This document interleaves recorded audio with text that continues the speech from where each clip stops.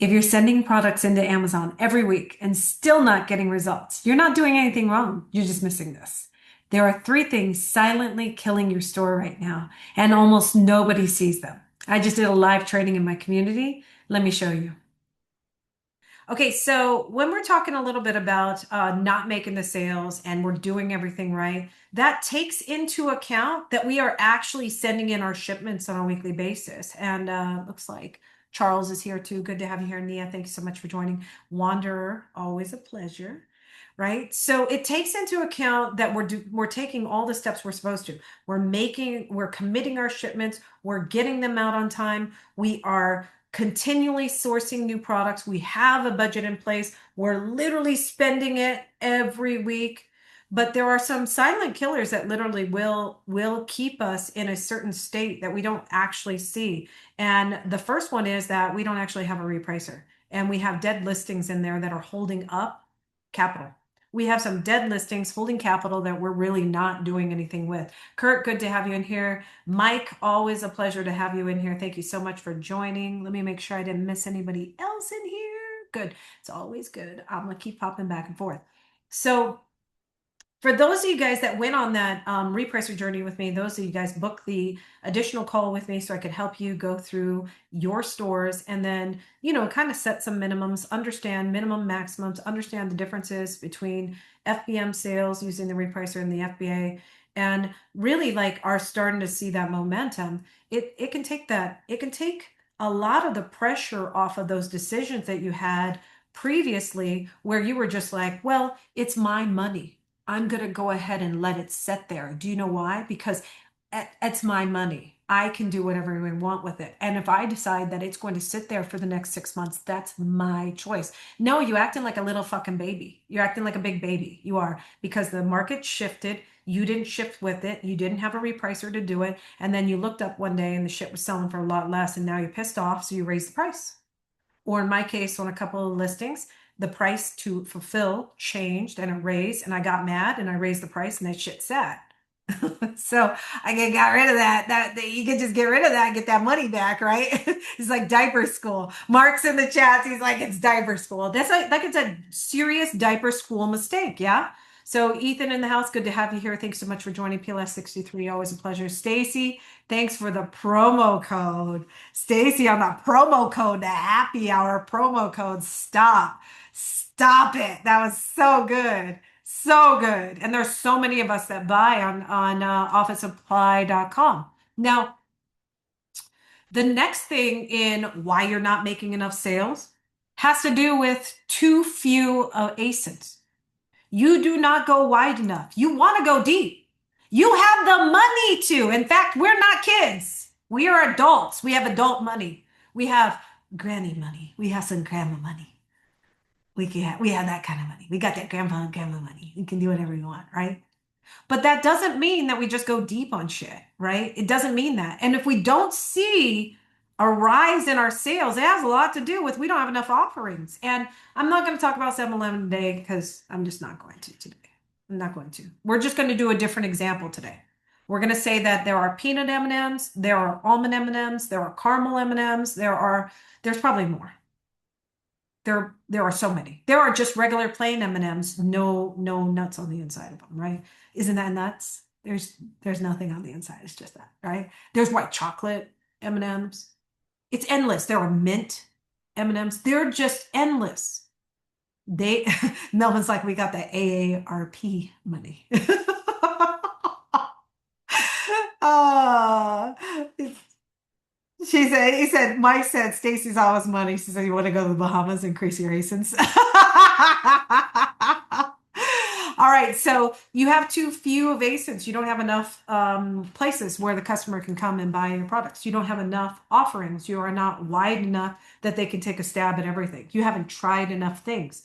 When you try a lot of different things, what happens is if you're using Seller Board, and I have encouraged many people to use Seller Board over and over again, there's an inventory planner inside of there, and it's very different to have 5 or 6 different items to restock versus 1,000. Now, I'm not going to recommend that you have 1,000 that you're out of stock in at all times, but given that there's a lot of competition on a lot of listings, shouldn't you have just a couple hundred? If you had a couple hundred and every day you looked at it and you said, shit, I got to restock that by like 800. I got to restock that one by 200. I got to restock that one by 150. I guarantee you find out that you don't have enough money. The problem is you don't have enough listings. We all know you have money. You don't need to convince any of us here. We all know that. We worked hard to get here.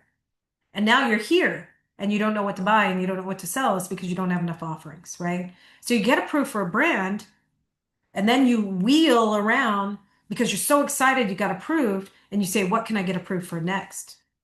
And you have the opportunity to sell on anything within that brand right then. And you can try so many different opportunities. You just don't sit down and do it. And there are products out there like Stell Seller. Oh my God. Now, we talked a lot about Stell Seller. A lot of you guys have it. But if I get an ungate on something, bitch, I'm about to go in. I want to go over to Stell Seller and see if anybody added anything new. I really want to. I'm like, hold on. Mike says I'm almost at the $1,000 a day sales cost by increasing ASINs. I want some Wednesday money. You're so funny. You're so funny. Thanks, Mike. Yeah, but you look in there and you say to yourself, I have all these offerings. I have all of these products in here that I can sell. I got so many different things.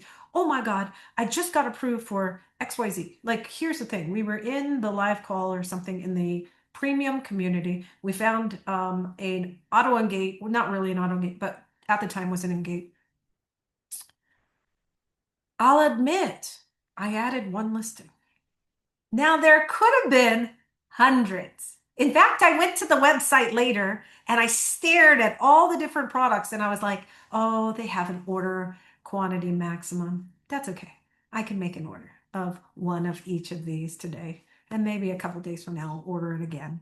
Or maybe next couple of days or even the day after that, I'll order it from my son's account. Like I'll get creative so I can sell that product, right?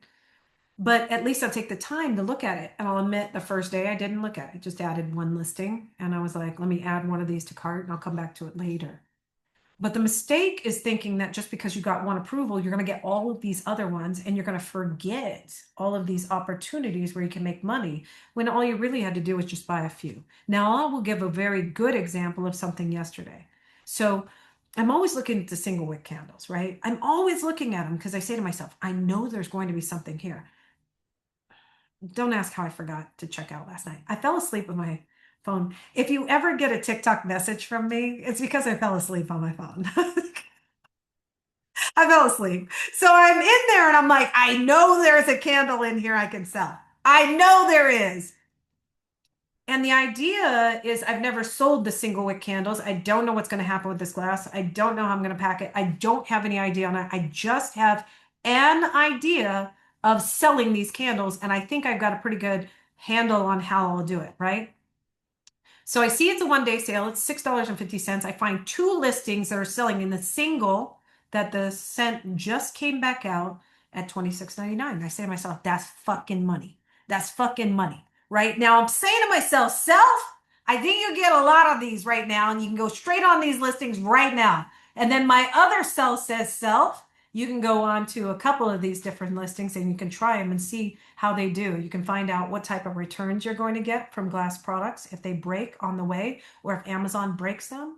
You're going to find out what kind of other competition comes onto these listings. You're going to learn a lot if you just take a different stab at this. So by the end of the night, which is probably why I was kind of tired, I was in my old lady glasses on, laying in bed trying to do this.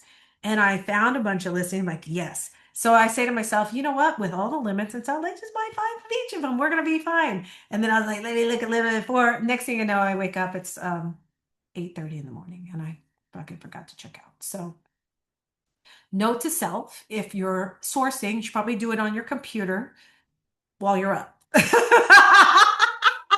But here's the other thing. You don't have to have FOMO. The fucking sale will come back. It'll be back in the next 30 days. Someday, from now until the next 30 days, there will be another sale. So I didn't miss anything. I didn't miss an opportunity. I'll just go restock something else. But I can do that because I have a lot of ASINs and I can just restock something. And if there's a new sale today, I can restock something there. And if there's another sale tomorrow, I can restock something there. So it leads us back to the original thing. And the reason you're not making the money in the sales that you want to is you have too little ASINs. Now, are there people out there who are heavily into individual ASINs and probably have 30 or 40? Yeah, they do. And I've seen them before. And I've seen some sellers when they only have 30 or 40 listings. And I've seen them on the Bath and Body shit. And I'm like, damn, they got some deep money. They got some deep money on that shit. Some deep money, right? I don't really want to be there. I like variety. I don't know about you guys, but I like variety. I like going in different places. I like fucking around. I like talking to people when I'm out in the streets. It's fun. I like being online, ordering a bunch of stuff while I'm on a live call inside the chats. I like doing that. It's fun. I like doing that. I like going to the show, sitting on the floor, scanning everything, and then coming home and seeing that I bought way too much. I like doing that. It's fun. That shit's fun for me. So I will always have a lot of them. Does it mean that at some point I will be subject to things like low stock inventories and stuff? Yeah. Fuck yeah. Fuck yeah. But some of those things I bought at the show were so low price, I can afford the 80 fucking 90 cents. They can have it. And you know what? The prep center can have their money too. I'm okay with that too. So every time you expand, every time you sell something, no matter what it is, every time you take a stab at something new, you learn something about your store. Number one thing I learned over and over again is that if it just gets to Amazon, it'll sell. Now, I don't know about everybody else here, but that's how I feel about all of it. I'm like, shit, you send that shit to, that shit sells. I don't know what it is. It's magical. You can have that shit for a year. As soon as it gets to Amazon, the shit sells, right? Daisy, good to have you in here. Camila, thanks for joining. Marvin, thank you so much for being here. And Susan, haven't seen you in a while. Great having you here. ST made it too. And I ain't even talking shit about you today. I ain't even talking shit about you today. But you here. It's good to have you here. Right? So I have all these different offerings, all these different products. No one has to tell me. I've caught myself in a Ross like 2 days ago. I'm like, bitch, what are you doing in here? I was like, just go back and buy wholesale. This is too hard.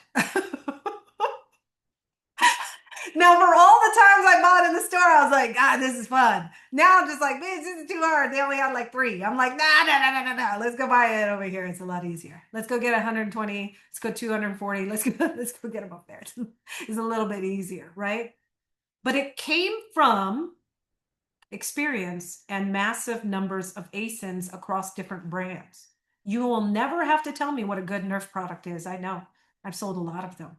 You will never have to tell me. Even the oversized ones. Well, don't catch me on a fucking $24 gun, oversized. I'm in. I'm in, right? You don't have to tell me on any kind of oversized type toy when it's got that threshold where it sells in that 60 to like 80 range. Delicious. You don't have to tell me. I've already done my homework. You haven't. And you owe it to yourself to actually do those things. And that's what going wide is about. It's about learning about your store. It's about learning about your offerings. It's about learning about your customers and what their buying patterns are and what they are today versus what they are 2 years from now, 3 years. It's going to be so different. You're going to say to yourself, fuck, I remember when people loved buying XYZ. It changes all the time. Consumers so fucking crazy. Sometimes I see people where it's like, this customer ordered from me before, and I look and I'm like, you really ordered that? Like, bro, you ordered that? Like, okay, same customer, different time. Adi, thank you so much for joining. Okay, good. So now let's talk about the buying safely instead of buying enough. So now you want to be safe. Now, I've told people many times, and I will tell you again, you only need 2 to 5 units in order to get a really decent restock history based on what sells in the first 3 days. That's it. It'll tell you, your restock report will tell you. And if you don't know how to read that, you need to pay for seller board or pay the 60-day free trial. Like, listen to how ridiculous that is. I don't know how to do that. I'm not going to make this about mindset, but I don't know how to do that. It's fucking free. And you're complaining that you don't know how to do it. You need to, any resources that you're doing right now, any resources that you have, you need to literally click on every single button so you know how to use it. You really do. Seller board is free for 60 days. You can use my code in there. It's fucking free.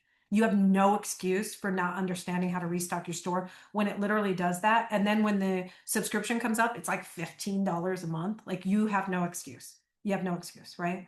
Because it could just tell you today, restock this 172 units. It'd be like working on automatic, right? That would be like working on automatic. But let's go back to being safe with your purchases versus buying enough. So then you say, well, I want to buy safely. Okay, great. So do a 2 to 5 unit test buy. Melvin will be in the chats. He'll say to everybody, just buy 50. And that's more buying enough. You get more data, right? Because you have more units that are spread out. But if you're looking for that quick hit and you want to know what sells in the first 3 days, first 7 days, 2 to 5 units will get it done. They really will. I've had some of the best restock information from 2 to 5 units. So you will never convince me. I don't care who you are. I don't care how much you sell. You'll never convince me of that. After that, you'll get a good idea of how much sells, and you can go ahead and send more. You can send more right on the spot. In fact, most of you guys miss opportunities when there is something on sale for a week where you could optimize a shipment, send 5 units in the first day. One of those boxes opens and sells. You can send 30 units in the next couple of days while everything's on sale, or 60 units based on that one selling in that one moment. You could just predict that one per sell per day, 60 for the next month. You could send 60 by the end of the week, still capitalize on the sale, yet you don't. You don't. Because everything has to be so perfect, and everything has to be so, I bought enough or I didn't buy enough. There has to be some excuse on the end of it where it's like, I didn't do what I thought I was going. No, just fucking do the test, learn the lesson both ways. Learn the lesson that you didn't buy enough, learn the lesson that you bought too much. Learn them both, right? Or just do the test, look at the report. Now you get a report. Let's talk a little bit about this one. You're in Seller Board. Those of you guys that know how to do this and you've done it before with me, then you'll understand. And you look at the inventory and you go to inventory, you go to inventory planner and you highlight, you click on it one time, boom, recommended order quantity, and you see 1,573 units to restock. And you're like, hold on, bitch. I wasn't ready to spend that kind of money. So you're just like, let me go down the list and find something easy. So you're like 900, 800, 700, 600. You're like, yeah, let's find something down here that's like got 20 where I only have to spend like $2 per unit, right? The reality sets in that you don't have enough money, but you don't get those kind of reports because, one, you do not have enough ASINs. Your repricer is not working. You don't have one. Let's talk about that. You don't have enough ASINs. You don't have a repricer. So you're not getting any active sales like you should. But once the data hits, let's say you have both of those in there, the restock report tells you, and you're like, hold on a second. It says to send 1,500. This is more than I've ever sold in my whole entire life. You know what I'm going to do? I only sold 164 of those. What I'm going to do is I'm minimally going to send 164 plus a little bit more. So to be safe, I can go ahead and send 200 because I feel good about that because I already spent it once. Last month. In the last 30 days, I sold 163, which means I've spent it once. I don't even have to question it because I've done it before. Now I just do a little bit more. We take incremental increases because here's the thing. If I decide tomorrow I'm going to restock that one thing at 1,573 units, that means something else doesn't get restocked down here. Now, while I'm making those decisions, I also have to open up the listings. I have to analyze them to find out if they're more competitive than they were when I first started. And I really need to take a look at what type of investment I'm going to be in this long term. So now I'm just looking at them like, you know what? Actually, it's not as competitive. This is looking like one of those ones, those beginners are not going to get ungated because beginners, they just can't understand the ungating process. They're just not going to ungate shit. They're not going to buy 200 units of something. They're not going to buy 400 units of something because holy crap, 400 units is something at $78. It's just too fucking much. So while they're doing that, while their beginners are out there, no training, no experience, no nothing, sitting there, really getting upset about 200 units that costed them $100. They're fucking worked up. You're going to seize the moment. You're going to seize the moment and take advantage of what's happening in the marketplace. You have scaredy cats out there and you have all the data you need to grow your stores everything, including ungating, being the easiest it's been since fucking 2023. It's the easiest it's been. And you've got people out there talking about, I can't get ungated. No, you're afraid to spend $116 on 400 units. It's a $116 investment. You're so caught up in the number that you can't even see it has no financial impact to you at $116. You see that? Like bro. There are places on the planet right now where it costs 116 to fill up your gas tank. Like, what the fuck? Did you see Eric from Common Sense starting his brand new store and struggling to ungate, bro? Bro, AJ, that's some funny shit, dude, because we don't have anybody in our group that has troubles with ungates. We don't have anybody like that, right? It's crazy because because what we used to do to get ungated when you first were started was fucking hard. I was like, I quit on ungating. I was like, I'm just gonna sell for a while. Then I had to learn ungating. I was like, damn, I'm really gonna have to learn this. Then it got really fucking easy. Then it was so fucking impossible. 2024 was one of the most impossible times to get ungated. 2025, oh my God. Every month, every day it was changing. I was like, oh my God, how do people make it? And then you're out there in the space as like, I'm trying to coach people. How am I supposed to tell people that I could teach them how to do this when the fucking ungating is unbelievably hard? 2025, one of the hardest years. Restrictions on things, increases in the number of quantity.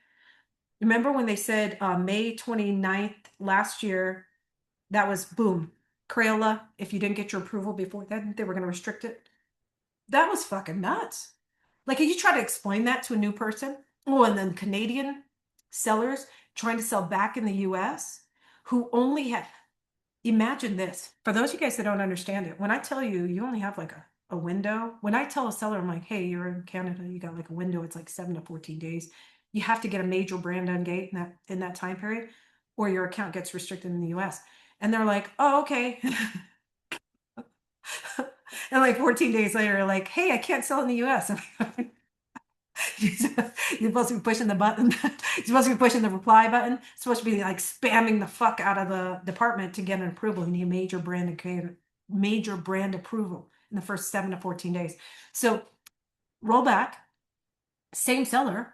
I have them right into Amazon. They're going to start a new account, cancel that one, start a new one, get a new LLC. I tell the guy, you have to get this done in 7 to 14 days. Bro cannot get this approval. The messaging is still not clear. Another example, again, somebody asked me about dangerous goods. How long does it take to get approved? 2 to 6 weeks. Don't laugh. If you're willing to push the button as often as possible. If you're willing to push the apply for dangerous goods program every single day, multiple times a day, 2 to 6 weeks. Otherwise, 8 to 12 months. It takes 8 to 12 months.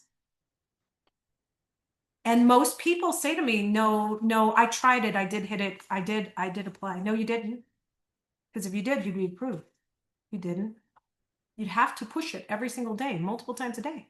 Sends a little like email to them. In case you don't know, it actually sends an email back to you too. You actually see it. You see the email says, thank you so much for your interest. You literally, it's not just an alert that comes up on your screen. It's actually an email that comes back to you too as well. So it is actually communication going that direction. And it requires consistent effort. If it's not really impinging on everybody, what I'm talking about, consistency. I'm talking about the platform that you're in that's rewarding you for being consistent over and over and over again, and persistent as well. Consistent in your shipments, persistent in your approvals, consistent in your shipments, persistent in what you want, right? It took me 7 days by pushing the button every day. That's what I'm talking about, Jess. You never get an email? Just keep pushing the button. Just keep pushing the button, Jan. You're supposed to get a little alert. You're supposed to get a little alert in there if it's not in there. Jess said she sold dangerous goods for 7 months. Then she got serious about her pushing the button. She did. All right, good. So then let's see. So then we buy safe. Yeah. So that's how we break out of the buying safe because now we actually have some data to work with. And so we have to make a decision. So we make an incremental increase and we say we bought 164. Now we're going to do 200. So now we do the 164 to the 200. And next 2 weeks later, we go back there. And now that 1500 says 3000. And now we're just like, oh shit, right? So you sit in there and you go, 3,000 units. What am I going to do? How am I going to even get that? Isn't that a great problem? Isn't that a better problem than I couldn't get approved? I was trying so hard and it isn't that a better problem? Chad's like, how much? He's like, you got a cash app? Wonder said never got an email. I saw the emails. That's why I know. If you didn't get an email, then push the button a couple more times. Push the button a couple more times. I'm so I'm so ridiculous. I'm just all about everybody just pushing it. I'm like, bro, just keep pushing it, right? Because really what you're trying to do is you finally found yourself in a place where you can turn over capital by the minute, by the second. Some of you, of course, some of you by the month, some of you guys by the week. There are some of you here that turn it over by the second. You turn over capital by the second for ROIs that are insane, that you will never find anywhere else on the planet. And you're turning it over by the second. And you found yourselves here. This is not a complaining place. This is actually a place where you actually move quick and you understand what's happening in the market with other people. You understand where attention is being pulled. You understand how others can't see it. And then you understand how to capitalize on it, right? Should you not? I have a few ASINs that I suggest I send in between 15 to 20,000 units for restock. That would literally be more than my storage capacity. No, that's what I'm saying. Like you have big problems. You're just, as soon as you start finding the right stuff, as soon as you start hitting pay dirt, you're like, hold on a second. Wait, hold up. Then you do the math, right? And you say, okay, how much will it cost to get that? And now you're like, oh shit, that's good. I was at the show and Jackie over there, she was one of my reps, says to me, she's like, "Do you got that uncomfortable feeling yet?" And I'm like, "No." And she's like, "You should buy some more." I said, "You're right. You're right." Then I got to a point I was like, I don't think I know how much is in this one, so I think I'm good. And she's like, "You're not sweaty yet." I said, "No, not yet, but I can feel it coming on." But it's the same thing. It's like you haven't pushed yourself to the limit. You don't have enough data in there. And when it is there, I promise you, it's easy. It makes things so much easier. Somebody called me today and asked me about selling on Amazon.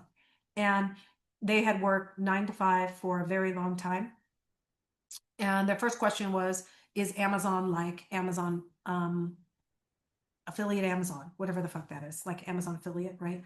So I was like, yeah, we're not talking about the same thing. And so I kind of explained the business model because it was a friend, whoever said, hey, talk to Lindsay, whatever. So we talked for a minute and he's like, no, you mean you have to buy inventory? I was like, I was like, yeah, you got to buy inventory. So he's like, oh, it's like you actually have some money. You got to have some money for it. Yeah, you do. You got to have some money for it. Like you're not young. You've been working your whole life. I know you have money. So that's not the question here. So he's like, yeah, no, I was looking for something little more, what's that word? Passive. Passive, right? I guess if you have enough inventory that you've bought, sent it to a prep center and it goes into Amazon and it's running in a repricer, that's pretty good. Yeah, you could cut down your work time. You could cut down your work time to just be sourcing time on your computer. It seems pretty doable. Those of you guys that like working, it's work. You can do work. You can actually do the prep yourself. You can do all that stuff. You can do some of the shopping yourself. You can actually go out, do some RA. You can do a lot of that stuff. But you're not trading, you're trading jobs, right? You're just trading. And so we've done that all our lives. For those of you guys that would sit there and go, no, I didn't do that. Yeah, you did. We did it. I worked at a Chinese food place. It was the first job I ever had. I worked at a Chinese restaurant. Oh, that was fucking greatest. It was the greatest. I worked with all my friends. All the high school kids came in there. It was fucking great. I've got great memories of the Chinese place. In fact, my boss and his wife loved me so much they named their daughter Wincy, which is so crazy, right? Because I think back, I'm like, damn, we really did work there, right? At that Chinese place. But the next job was something else. I traded for that. And then I traded again. Then I traded again. And I was like, ah. One thing I learned when I was trading was like I didn't like trading my time. The job The money became better as I went up, but the time that I was working was coming down because I didn't want to exchange hourly anymore. So then I looked at self-employed type activities, and that's when I don't laugh. I was dancing a show and singing in band. And I remember there was these gigs, it'd be like 30 minutes, we'd be on stage, and then we'd come off the stage, it would be like a 550 gig, $550 to be on stage for fucking 30 minutes. And I'm like, now we're talking. Now we're talking my kind of hours, right? It's like my whole life. I'm like, how do I get something where I have a little bit less? Well, where am I going with this? But that guy's looking for something that's passive because he doesn't want to trade his hours anymore. But he doesn't understand that on the other side of a prospering Amazon store, on the other side of a prospering Amazon influencer or Amazon affiliate account, a TikTok shop, a auction site, was someone who put in time in order to get to that point where they could work 1 hour, 2 hours on their business a day. They put in the time, years. If some of them put in years, some a lot less, but most all put in the time in order to like build that up. So he just thought there was just a way, because you see it all the time. You're in watching TikToks, you see people all the time. You're like, oh, they're getting it done. They're doing it online. They got that online money without all the information that you actually have to do a little bit of work with it. So if anything, I'd like everybody to leave with today, it's the idea that you can always have more, but it's always going to come at a sacrifice of what you're willing to give for it, right? And nothing in life will ever be somewhat passive. I guess, but not Amazon type money, not turning over 80 to 150% return on investment on a second. Not Amazon money. It ain't happening. I don't care what anybody says. I take my chances on this every single time. If you aren't doing Amazon influencers and Amazon seller, you're missing stupid opportunities. We know what sells. We hold the products. We get them returned. 60-second video, post, passive income, repeat. I don't have it. I'm not doing it, AJ. I'm not doing any extra videos. Well, I'm not doing them. Because I just turned down a $150,000 job last week. This shit was better work out. It will. It will, Chad. Just spend more money. I know it sounds ridiculous, but it's always the same. Just spend more. That's all it comes down to, is spending more. And if you aren't comfortable spending more, it's because you haven't grown your ASINs. Because as soon as you grow your ASINs, you start spending more. Then you grow the ASINs some more, you start spending more. Then you grow them some more, and then you start looking at your numbers and you realize you could have just spent more like 3 to 6 months ago, and you would have got there sooner. That was it. You just needed to spend more. As soon as you spend more, you find out people buy that shit. Then you're just like, oh, damn. Then you start looking at like, okay, I like my spending where it's at. Now I ought to get some more of my freedom back. Where do I have my spending at so that I can be a little more free, a little more loose, a little more, I can go do whatever I want, right?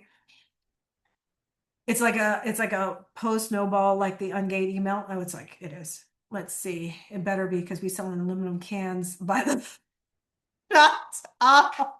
Mike and Chad in the chat fucking. I can't. The two of you guys is too fucking much today. I do appreciate the opportunity better than a $150,000 job. The one thing they don't tell you about that $150,000 job is that you have to give up 50 or 60 hours a week. They're just like, hey, come on and work with us. 50 to 60 hours a week. They sell you that certainty. Oh, that's a great job. That's a great one. I was talking to my mom, and you ain't gonna you ain't gonna tell me. I know they don't tell you. It's kind of like my mom. She's like, yeah, go work in the hotels. I actually was telling a story to and I'll make it brief for a second. So I was giving an example to somebody about being a single mom. And I don't talk about it a lot. And I told everybody, I was like, I'm going to talk more in 2026. I'm going to talk a little bit about my life and everything. But they don't tell you one that a lot of the income that you're going to have isn't going to be enough. They don't tell you that. So there's just certain things you just don't know. You think you have a good job. Like I was working in the casinos making about 80,000 a year. You'd think that was enough, but daycare for 2 kids was like 1,400 a month. And I think I had a cute little apartment that was like 1,200 a month. And I think my car payment was like, I don't know, maybe like 360 or whatever, right? That was all of it. That was it. There is a little bit of money for food and that, but there's no money for fun. There was no money for fun. I was like, damn, I'm gonna have to skip a couple. I make jokes, but it's true. You might skip a couple car payments just so that you can keep food on the table. Like nobody talks about that. And the thing that they do is they make you believe that it's better, right? Working for them is better because it's stable and you'll always have that check and you have insurance and then you buy into it and then you're in the middle of it and you're like, I can't make ends meet. I'm a single mom with two kids and they have activities and they need to be fed and they need clothing. And I was like, all right, so you're making these sacrifices year after year after year, and it's like the time goes away and you start believing that that's what it was all about. And then you reach that 50, 60 range in age and you start thinking, did I make the right decisions back then? Was that really what I should have been doing, or what I like, did I do it right? And it becomes a little bit of a lie, especially when you start doing Amazon at the volume that you're supposed to. You realize it's all a lie because you're the only person in while you're working there. You're the only person that doesn't know that, on the other side they're making money and you're making hourly. You're making hourly over and over again. You're wasting away years of your life, years on some idea that this was going to be safe. This was safe. You know what's safe? You know what's safe, guys? Butterbeer peeps. Right before Easter. It's like that. I'd rather that be my safe. I'm not gonna lie. I'd rather those kind of things were my safe. I couldn't. Not a peep out of any of you. Not a peep. I couldn't resist. I had to. I had to. I was going to do a couple play on words, and that's true.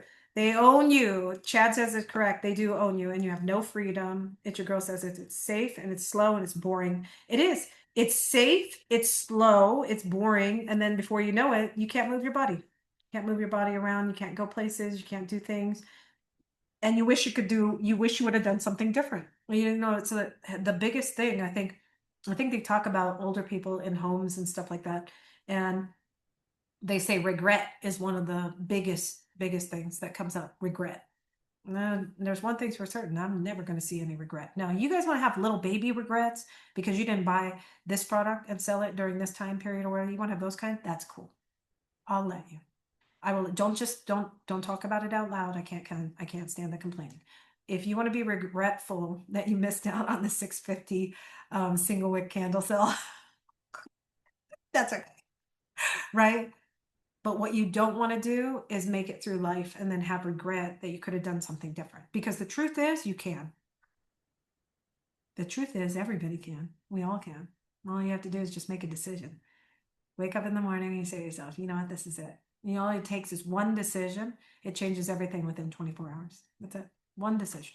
The sheep in the field is what I was told. That's exactly right. It's like a sheep in the field. Does anybody else have any questions today? You guys have been amazing. Lisa, thanks so much for joining. It looks like, who'd I miss? Leo, my mom, realtor, and Yvette meeting. Good to have you guys here. If you want to regret 300 units of single wick candles broken in return. That's what I was like. Oh, I was like, I don't know how I feel about this. But I was like, I happen to have some perfect. I was looking at the size because I was in the store earlier in the day. I was looking at the size and I was like, ooh, I happen to have a 4x4x6 box. I was like, this could work.